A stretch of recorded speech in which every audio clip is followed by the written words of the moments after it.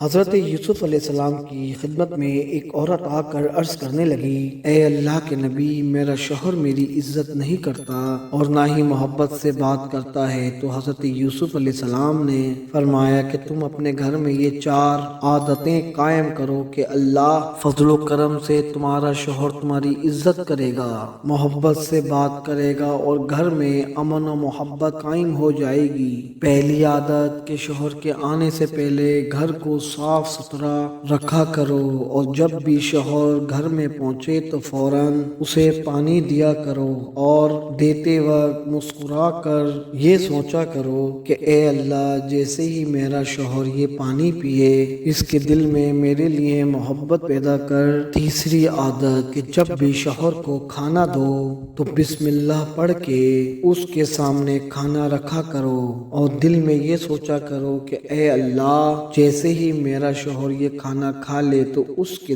دل میں میرے لیے محبت پیدا کر۔ اور چوتھا عمل کہ جب شوہر سے بات کرو مسکرا کر بات کرو اور بات کرنے سے پہلے ہی اللہ کو یاد کر کر